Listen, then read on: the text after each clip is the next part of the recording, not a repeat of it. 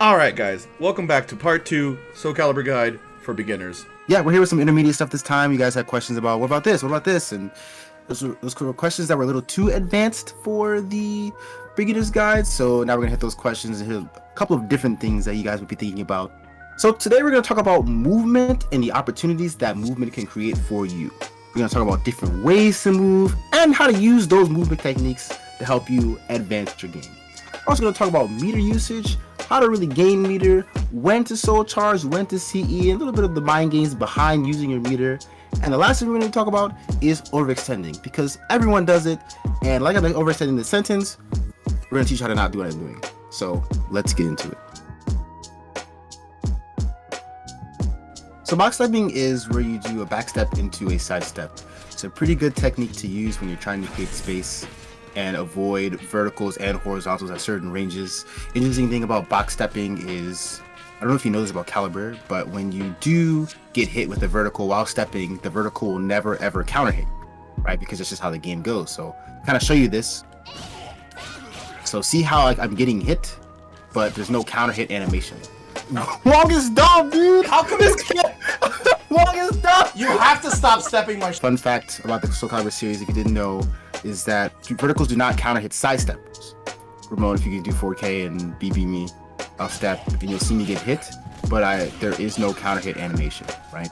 So you can use box stepping if there's like a slower vertical and you don't want to get counter hit by it, or if a slow vertical hits you accidentally when you're trying to box step, you will not get counter hit. So that's a more advanced application of box stepping, but usually the box step to kind of like keep your movement tricky and also like adjust your distance a little bit and give your opponent a different look as well. A good application for box stepping is when you're trying to analyze your opponent. We talked about that in our first part. So if I do something that's extremely plus, right, and I think maybe my opponent might swing, I'm observing what he's doing. He's hard blocking. So that goes into a lot of your opponent's observation. They respect your frames. Maybe you can get away with things that are a little bit slower without keeping your frame advantage as tight, or your advantage in general. Another thing I like to do when I box step is to kind of just see, like, also observing your opponent, but also I want to position quickly without like taking the hard risk of a side step, because if you box step, you kind of like stay out of the range of quick AAs and stuff like that. So you can kind of like, okay, if you backstep the AA or the 6K, you can kind of sidestep and whiff punish, right? Or sidestep and punish in general, right? And sometimes like 2-2B launchers are really good. So like if I 4K on block, I could backstep and sidestep and really kind of reposition the way I want, get a whiff punish the way I want. Instead of like whiff punishing with like a backstep 3B, I can get a better launcher or more situational launcher with 2-2A plus B if I need. Do you want to use my meter? I need talisman, stuff like that. So boxstepping gives you more creative options and allows you to kind of like manipulate the stage positioning and manipulate what your opponent is doing to your favor in a more unique way. Next, we're going to talk about backstep canceling, how to do it, and where to apply it. Boom. Yeah, so backstep canceling is one of the more trickier parts of the game, actually. A lot of people ironically have trouble with backstep canceling, but there are multiple ways to do it. You know, I mean 4-4-4-4-4. Well, that's actually one way to backstep cancel. You can just mash 4 and you'll cancel your backstep with a backstep. Some characters, this actually is the fastest way to move backwards on the screen, but not for all characters. The more safer way to backstep cancel is to actually hit 4G, 4G, 4G, 4G. Now, there's a certain timing to it with different characters, and this may be the fastest way to backstep for certain characters, but this is definitely one of the safer ways to backstep cancel, if not the safest way to backstep cancel. Another way to backstep cancel, which I got nerfed in the beta of the game, is actually 236, 236, or 214, 214, right? And so you can do this one twice. It's actually one of the faster ways to backstep cancel. But once you do it more than 2 times, you start sidestepping, right? So you can do 214, 214G, 214, 214G, 214, 214G if you really want to use that way to backstep. And this backstep canceling is a little weird because you do have a down input in it. You do kind of go towards the towards that direction if you do that backstep cancel, and it's kind of good to make certain moves with, but more often than not, you're going to be using the 4-4-4-4-4-4 backstep cancel or 4G, 4G, 4G, 4G backstep cancel. Those are the most applicable and the easiest way to apply, like literally immediately. So now that we got that out the way, how do we stop our opponent from moving in such a safe manner? We're going to talk about movement punishment. Yeah, so movement punishment is actually very interesting because I feel like there's multiple ways and multiple philosophies on how to actually punish movement. The easiest way to punish movement is to hit someone when they're moving unsafely. So for example, I'm going to hit 1K, I'm going to backstep. And after I hit 1K, you're going to hit with BB, right? So here's 1K. I got counter hit there because I do not have the amount of time or the frames to backstep.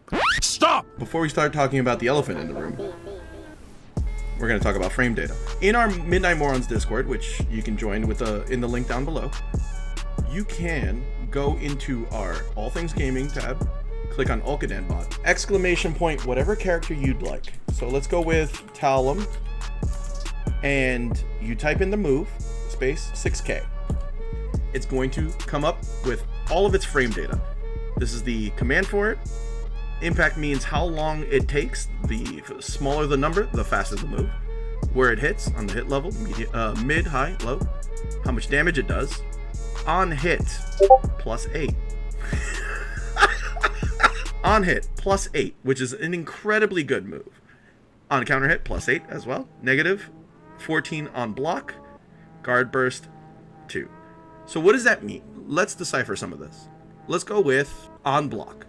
On block, negative 14 means that if they block it, if we type in any move that is I-14 or smaller of a number, you will be able to hit them without them guarding. That is just the basics of frame data. Impact in 12 frames. If this move is negative 14, that means this will hit. You will benefit from all of the frame data down below. And if you have any questions, just talk to the Ulcadan bot. It will tell you everything you need to know, and you can put it all together yourself. Now that we have the world's quickest frame data explanation, how do we punish movement? So movement is naturally, sidestepping and backstepping is naturally unsafe. So to give you the frames, because we can talk about that now, sidestepping takes 12 frames to sidestep and it takes 14 frames to backstep. So that means on certain moves, my movement is limited, right? So if I'm hit 1K with Huang, I cannot move safely if my opponent guesses correctly, right? So if you can AA after I hit you with the 1K, that'll be fantastic. So if I 1K, try to step, I get counter hit because I just can't, I don't have the frames to step. And I'm gonna backstep this time. So I'm gonna do this. I don't have the frames to backstep after that too, right? So one of the ways you can punish movement is by knowing frames. And you might be like, I don't want to learn 90% of frame data for all the moves, right? It's scary, but the reality of it is you probably know more frame data than you actually think. Just because you don't know things by the numbers does not mean that you don't use frame data. And so one of the things that you can do to test is like, well, if I do this move, one hit or one block, if my opponent does an AA or BB, can I move and guard in time before that hits me? If I do this, well, that shouldn't work. But if I do that and he does it in time, then I can't move. But let's say I do something like this, right? That works because of the spacing, right? So when it comes to punishing movement, you have to understand when to hit your move and when your opponent likes to move. If your opponent's just like mashing a step button, then it's easy to hit him with certain things. Another example I can give you is if you can also punish their opponent's movement when you are hitting them. So if I do this, right, that counter hits them every single time because this allows me to, my 2B allows me to do a move that punishes his sidestep, right? And that is super important. So now when I hit this move, he either has to commit to sidestepping, he can commit to something else, he can't backstep there. So what does this mean? This means he probably has to like sit still or mash. You can mash, but that's a different story, right? So when it comes to punishing movement, it's really just all about knowing frame data, but also just like knowing your options when you do move. Some people like do a move and they always move after a certain move. It's also just like observing that too. But this is not a concept that you're going to get immediately because there is some things about movement is probably the hardest thing to understand in this game. So don't get discouraged if you don't understand how to punish it. It's better to learn how to move and just experiment with moving. And when you experiment with that, you'll understand where you can and cannot move, and you can apply that to your opponent as well. Now that we got movement punishment out the way, we're going to talk about something extremely important, something a lot of people don't understand, and that's stage positioning. It is tied into your risk assessment. It's tied into a lot of things. A lot of people do lose to ring outs because of poor judgment due to stage positioning. Stage positioning is very important because in Soul Calibur 6, we have ring outs, just like every Soul Calibur. Ring outs happen. At high levels, they happen a lot less than normal than you will see on a ranked match online or something like that, or in casual matches. This is because most of the higher level players have a big grasp on stage positioning. If movement is one of the most important things in Soul Calibur 6, stage positioning is just underneath that. It is very important in every single way to understand your stage positioning and your opponent's stage positioning. How do we use that, and how do we defend against that? At the wall, Talum has plenty of things that can ring you out in a decently safe way. If I know my opponent likes to mash step at very negatives, maybe, just maybe, I might be able to squeak out a ring out. My opponent should be aware of all of my ring out possibilities at this point. So it becomes a game to see really what I could do to ring them out and how. So for example, Talum has a ring out throw. You're good. She has a mid launcher, which covers her throw option, and a mid horizontal, which covers sidestepping. You have to be very mindful when your back is to the wall or to the ring edge. How can I defend myself from all of these things? In terms of risk assessment, blocking mid would be your best bet, and breaking forward throw, no matter what, is going to prevent you from getting rung out off of these three situations. One thing you have to understand is that you have options to ring out your opponent if you have your opponent in front of the edge, but there are some characters in this game that can reverse ring you out, like Huang or like Yoshi. Or like Talum. Yeah, Talum can reverse ring out as well. And you have to understand that just because you have the quote-unquote positional advantage, sometimes you may not actually have the advantage. You know, so he was talking about doing 3B as to ring me out, but what if I do my auto GI that GIs his vertical and then reverse ring him out, right? So you have to be mindful of what your opponent's character can do and what you can do, and play based off of that. And that is really important, and that will help you not get hit by Yoshimitsu 2B, and that will help you not get reverse ring out. And sometimes the best thing to do is just back away, right? There are times where versus Zaslamel, you really don't want to fight Zas with his back to the edge. It's more doable now, but for the most part, when he has his back to the edge, you don't have to fight him. You don't want to fight him because it will just change positioning on you. Sometimes when you have the quote-unquote positional advantage, you don't, because of the tools the character has. And that is very important when it comes to ring outs and wall splats. Stage positioning doesn't only mean ring outs, it also means higher damage on wall combos.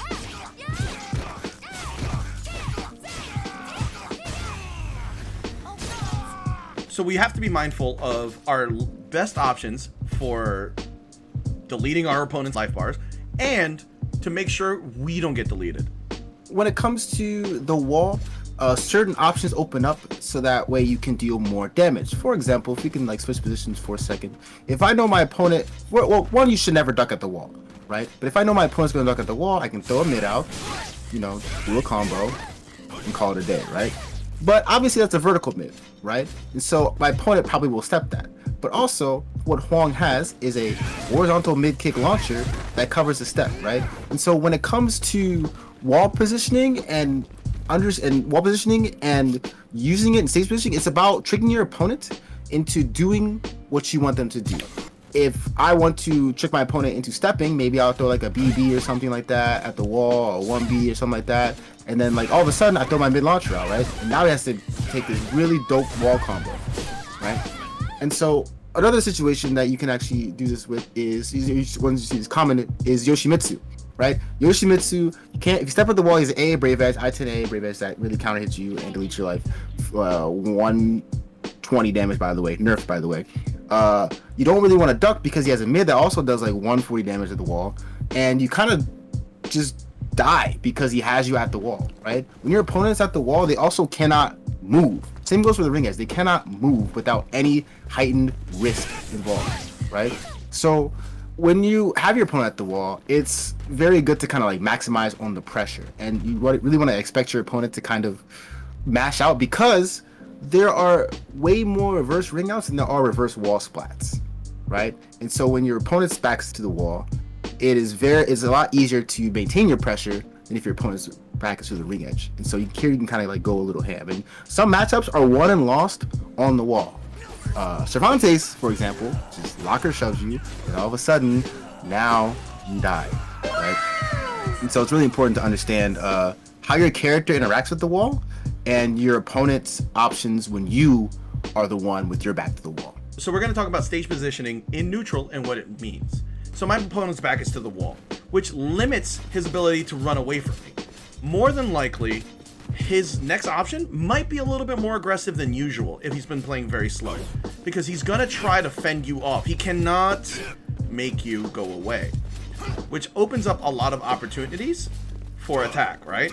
When your opponent's back is to the wall, they might take more aggressive options. So they might open up opportunities.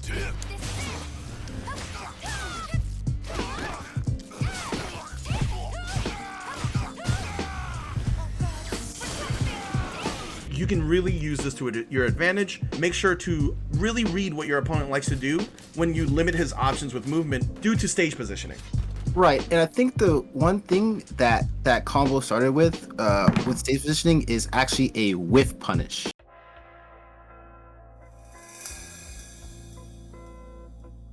And I think whiff punishing is one of the more intricate parts of the game, because I think people don't know how to whiff punish properly, right? And I think a lot of people will try to whiff punish with launchers and stuff like that, but while that's a good option, it's not always the easiest thing to do, right? And so when it comes to whiff punishing, it's kind of not second nature for some people. And so if you come from like a Tekken background, the same thing kind of applies here in Calibur, where your whiff punish button is a 3B. Tekken's down forward 2, right? This is the big launcher on most characters in the game. You know, they whiff something, you 3B, you get your launch, right? But that's not always going to be the case. Sometimes you need to whiff punish with like a quicker attack, you know, like a 6B, which is like I-16, which is faster than standard 3B. Whiff punish is maybe like a go get counter hit because I'm dog. Like we'll punch with a 4K, stuff like that, 3K, stuff like that. So that was clean. Thank you. So yeah, it's whiff punishment is important because it's pretty much your reward for getting someone to whiff. Whiffing is probably one of the most dangerous things in the game, right? Because no matter how negative things are on block, when you whiff something, it's that negative times like 1,000, right? Because there's recovery, right? And I tried to mash recover myself and I got counter hit, right? Whiff punishment is probably one of the most important things that people don't really do. One of the easier ways to set up whiff punishing is find a move that pushes the opponent out on hit on block. So for Huang, his 1B pushes out on hit, right? So if my opponent tries to retaliate, I can backstep and look for the whiff punish. Sometimes they may do longer moves. You can box step to kind of beat them as well, right? And so when it comes to whiff punishing, don't try to whiff punish with big buttons first. You got to get used to the actual concept of whiff punishing. So like maybe hit something that hits far and fast. So if I like, you know, do something like that, I can hit my 6AA, which is a faster attack. You know, might hit 6B, which is a faster attack. Also, if your character has one of these CEs that are very quick, like the cinematic CEs, you can always make them whiff and then do a CE for an easy whiff punish. You see that many times with like Zhang Hua at the end of the games, with Huang at the end of the games, with a lot of characters at the end of rounds and stuff like that. So that is also one way to whiff punish really easily. So yeah, whiff punishment is really good. Learn to get good at it. Learn to trick your opponent into thinking they can hit you and then whiff punishing them. Yeah, whiff punishing is my favorite thing in the world. That is kind of what I'm known for in the series. I do play a character that has a very good whiff punishment in almost everything. For example, I have something that can punish verticals. What? For example, I have something that can punish verticals. I have something that can punish horizontals.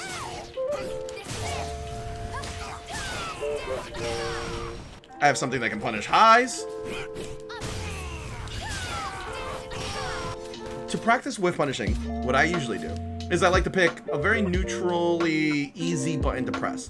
So if my opponent likes to do maybe BB on my plus frames or something, I'll practice by doing something small just to get the timing for my opponent's whiff recovery. Little by little, you start evolving your game plan. This is very important, especially at high levels, because one missed whiff punish can equal a loss.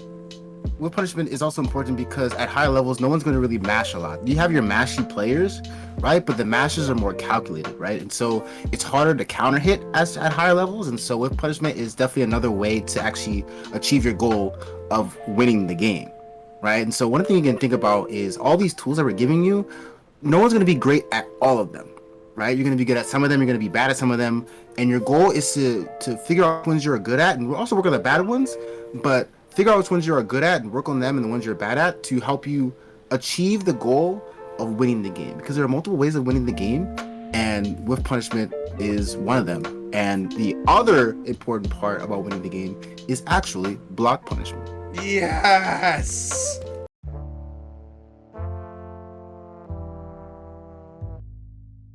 Oh no, I'm scared. Help me. It's my also favorite. I have two favorites. Let's go. So, block punishment, what is it? If your opponent does anything very, very punishable, which you can check in frame data, as we described earlier, you get huge punishments. This is guaranteed damage. Mid to low levels, you're gonna be able to get this opportunity a lot. Block punishment will lead to Okazemi, which we talked about earlier, which can achieve you more damage. Some of the most common punishable moves are -12. Why? Wait, Michael, we talked about this! Wait. Some of the most common negative moves are -12, -14, and -16.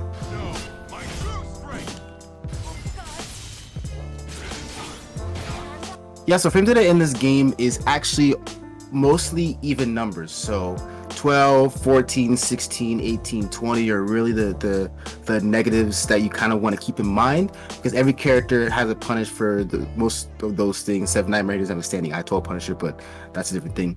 But 12, 14, 16, 18, 20, those are the 5 numbers you kind of want to keep in your mind. If you do have a faster AA like Taki, Yoshimitsu, Zhanghua, you can keep the number 10 in your mind.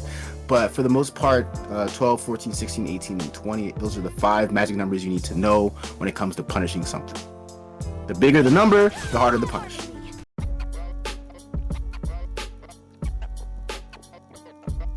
You asked us in the comments, what about other uses for soul charge and or meter? So we're going to talk about soul charge and meter usage in general. When is a good time to use your soul charge? When is a good time to CE? What are some examples of bad times to do these things? If you're at a very healthy lead, say for instance, I'm up 2 rounds, I've got 2 stacks of butter, which is our meter upstairs. What do? I might be inclined to use my meter because you gain it back. If you lose 2 rounds, you get an automatic bar. If you don't use your meter, there's a lot of meter that you're not gaining. You can at maximum have 2 bars. So using your meter liberally if you're in advantage is pretty good. Yes, and one thing about having 2 bars is that there are lethal hits in the game that punish you for not using your meter, right? So unless you are fighting a character that does not have one of these, you should probably use one of your bars if you are up 2 rounds and your opponent does not have 2 rounds at least, because you will 100% get it back if you lose the round and your opponent wins their second round. So say for instance, I've got my opponent down to 50%. I'm up 2 rounds to their 1 to no rounds, right? I'm gonna be inclined to use my meter for soul charge because now I have amped up moves and I'm probably 1 to 2 guesses from winning the game. If my opponent is at full health, I might make the same decision. It might change depending on what's going on in the situation. You have to use your meter to that advantage. If your opponent is at a certain life total. So say for instance your opponent's at yellow life, which is called guts level. You might want to save your meter for that big whiff punish. That equals death. So there are tons of ways to really use your meter optimally, but it does depend on your character and their abilities. Right, and I think that one of the things that people don't think about is how to use your meter defensively as well, right? So say for instance, I fight Yoshimitsu and I have a meter advantage. Every time he medcays me on block and I'm in a position where I feel scared, I'm going to soul charge for free because it resets to neutral, right? Sometimes I might soul charge just because my opponent's soul charged, right? Because I don't want to, if he's in a powered up state, maybe I want to be in a powered up state, right? And it's easy to defend against a more powered up state when you're in a powered up state, right? And I think one of the things that people don't do is let's say like my opponent is at a little life, right? And you get a launch and you're not sure if the combo is going to kill, always use the meter to kill. I'm a big proponent of always using the meter to kill if it's going to kill, because you can get meter back extremely fast in this game if you RE something, if you GI something, if you perfect guard something. So I'm a big believer in using the meter to kill, right? Huang is very different because he can use his meter to get talismans, right? But when it comes to like CEing somebody for the kill, I'm a big believer in please CE for the kill. When it comes to soul charging and soul attacks, there's a little bit nuanced because it kind of allows you to keep the advantage and it allows you to make your opponent guess like immediately, right? So if I soul attack, right, now my opponent has to guess, right? I'm +4 and I have multiple options at my disposal. I can unbreakable grab, which means he has to duck, which then opens up my my launcher that does ridiculous amounts of damage, right? Or if he wants to stay standing, I can hit him with my kick in by 1 KKK and reset to neutral. Or if he wants to step and I want to take a bigger read, I can 4A plus B, which does way more damage, but it's only counter hit confirmed, right? And so the soul attack is a very good way to, if I'm down and I don't want to soul charge to like push my opponent back, you can use that to kind of keep the momentum going. And there's some characters that are like, their soul attack is ridiculous, like Yoshimitsu, right? And Killick. And I think Huang's soul attack is really good too. And Sophie's soul attack is really good. So you can even use that one on block because of the properties that it has, right? Some soul attacks aren't really the greatest, like Mitsurugi's is really hard to apply, but it is a way to keep the pressure while using your meter and using your resources. That isn't just okay, I'm going to soul charge reset neutral, or I hope he doesn't block the CE, you know? It's really all about situational awareness when it comes to using meter. And the general rule is if you have 2 bars, you probably should use a bar meter before you hit the guts, preferably. And if you have the life lead, using meter to close out rounds is also very good. A lot of people use meter to use it as a comeback mechanic, but why not use it as a snowball mechanic? Yes. Right? That's also something that I think people need to do more. It's like, oh, I have this momentum. I can do, especially characters like Nightmare that just literally gain meter, like Nightmare, Grow, Juan that gain meter like insanely fast. There's no reason to not be in a soul charge state in most cases. So that's also another way you can use soul charge. So when you soul charge, you actually gain a buff where a lot of your attacks chip away at your opponent's life total, even on block. These are things that don't happen when you're not in soul charge. So it really does help out taking away your opponent's life, because that's restricting their options. If they make one mistake, they kind of die. So that's kind of another way to think about applying your meter. And one of the things that I think is interesting is you see how his soul charge timer goes down. You see how the timer freezes if you block something. A lot of people are afraid to like block when they're in soul charge because they're like, oh my gosh, like I have to get in. But literally by blocking, you literally can extend your soul charge timer until you have the right time to get in and then delete your opponent, right? So you don't always have to like soul charge and like feel like you have to get in, because the game rewards you. This is like the one time the game really rewards you for blocking outside of block punishment, but you're able to keep your soul charge longer if you block. It doesn't work with Killick because Killick it works for Killick when he has no life left, but Killick is based off health, and so his does not work the same way. But meanwhile, Killick is, I think his health regeneration actually stops if he blocks something as well. It does. So I guess it does work in his favor as well. So that's also one thing about soul charge that people don't really do a lot is use the guard button, because they think they have to use it before it goes up. But if you use the guard button, sometimes it extends your timer and it gives you more opportunities to land that killing blow. Yeah, so you can gain meter a couple ways in this game. You can run forward. Running forward actually gives you meter. It just builds meter passively. Another way to get meter is just hit your opponent. I got a little bit of meter there from hitting an opponent. You know, you can do combos. Some combos do more damage, while other combos give you more meter. You know, so hitting your combos will definitely allow you to get meter. So another way you can gain meter is through Ukemi. Ukemi does grant you a lot of meter. A very advanced thing that's a lot of people don't understand is if you're gonna die from a combo, just mash tech, because if you mash tech, you're gonna gain the meter for it before you die. Right. One of the harder ways to get meter is actually to GI something at a specific timing. I'm going to 1K and BB and hope that Ramon gets the timing. There you go. It's very hard to do that consistently. Another way to get meter is actually to a Versal Edge. So if I'm going to 1K, then you can attack into my Versal Edge. See, I got so much meter. I got meter for 1, triggering the Reversal Edge, and 2, having an attack be absorbed by the Reversal Edge. Another way, universal way to get meter is actually by activating lethal hits, which this is your specialty because that's where your character is designed around. So I'll let you take over this one. So I'm gonna BB and he's gonna GI. The meter gain is incredible off of lethal hits. My character does a ton of things to gain meter. I'm gonna BB my opponent and he's gonna BB back. You can gain so much meter through lethal hits. Lethal hits will dictate how your character kind of operates at an optimal level. You also can gain meter from whiffing attacks at range as well. It's a very small attack, it's a very small meter gain, but you'll see people where they're almost up at a meter and nothing's happening. At high level, they'll just like 2A, you know, some certain things like that. Certain characters have taunts, like Zhangwan can actually taunt and do this from far away and stuff like that, but for the most part, those are practically all the ways you can gain meter. Yeah. Find the ways that your character gains meter outside of the normal ways that we just explained, and you two will be a soul charge master and a god at stealing games.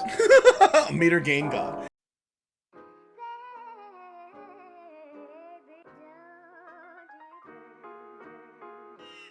So for the final topic of today's video, we're going to talk about overextending.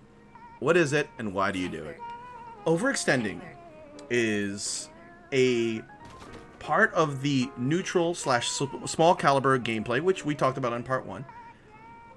It is when you've been playing small caliber a lot, going for something huge can really cost you a lot of life. Overextending is very easy to fall into. You don't want to play a small caliber game and go, you know what? My opponent is only, let's just say, this far from losing, so maybe I could just do a hard read and get them gone. You're overextending, you're losing life, you're losing your advantage little by little. If you small caliber your way through the game, it's a lot easier to kind of get your opponent to do the things that you're doing, right? You want to force your opponent to overextend with movement, which we talked about earlier.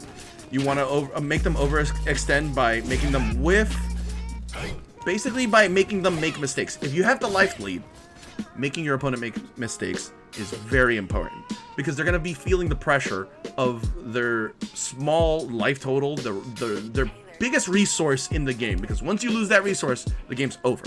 If your opponent is down in life, they're going to have to take bigger risks in order to make that life deficit up, right? And so if I'm at 30% and I'm fighting a person that's at 100%, now all of a sudden I like, okay, well, I hope he ducks here, right? Because I need to make up the life that I lost, right? So I have to take the bigger risk because I can't sit here and poke him for literally 60 seconds. So there, I got the hit with a -14 move, which is a big risk, especially versus Sophie, because that's the magic number that she wants, right? And so when it comes to overextending, really all you have to do is just kind of like, what I like to do actually is I like to put the life totals as like a mini game, right? So I don't know how many of you play League of Legends or are familiar with League of Legends, but what I like to do is think about it like this. The first part of the game where both life totals are full is like early game, And in League of Legends, early game, you have to figure out how your lane's gonna play, how your opponent's gonna play, and stuff like that. Are they gonna play aggro? Are they gonna play passive? And so I like to take a little bit less risks in this phase, right? So you may see like a little like 1K, BB, AA, 2A, very, very safe and very, very small. When the first bar, life bar, doesn't matter who it is, when the first life bar goes into the kind of like the first 30% where you see the where the names are, like Sophia, you see like a little embroidery thing, where the light bar hits that, where I lose that much life. If I lose that much life first, or my opponent loses that much life first, this is the mid game. Now you should have an idea of what your opponent is doing, so you can do more things to kind of like either close the game out or make up the life deficit, right? Because in theory, you should be getting information every time you get hit. With that information, it should help you not overextend, right? So one of the ways to prevent overextending is being like, okay, how did I get hit? Cool, mental check, let's not do that as much because I don't want to take that much life. And then the last part is the late game. It's guts. You understand what happened that round. You kind of either your opponent has to take a lot of risks or you have to take a lot of risks, and so you have to use the information you got in the previous rounds to kind of like bring the life total, bring your opponent to death, or to even up life totals. And with the information you have, you should use that to understand what your opponent likes to do, what he does not like to do, and that should help you not overextend. So far we've talked about movement, stage positioning, whiff punishing, block punishing, meter usage, and what's overextending and stuff like that. These are a lot more advanced than the beginner's guide. If you have any more questions, please comment down below. Let us know what you're thinking. We do have a small outline for a part 3, but we can always add to it due to your comments down below. Be sure to like the video, subscribe to our Midnight Morons channel, and hit that bell down there. Also, be sure to follow us on Twitch at Father Ramon and AOBoom, AYOB00M. Also, follow us on Twitter, and be sure to join the Discord if you want to have a more in-depth conversation about this. If you have things you want to say, if you want to use the Okadan bot as well so you can start learning about frame data, please join the Midnight Morons Discord. It's there for you, it's there for community, and it's there to help you. And come back for talking about the mind. We're going to be talking about the mental game next time. I know some of you have been waiting for the mental game talk, and we have very different philosophies, so it'll be interesting to see which one sticks for you. And we will catch you guys on the next video.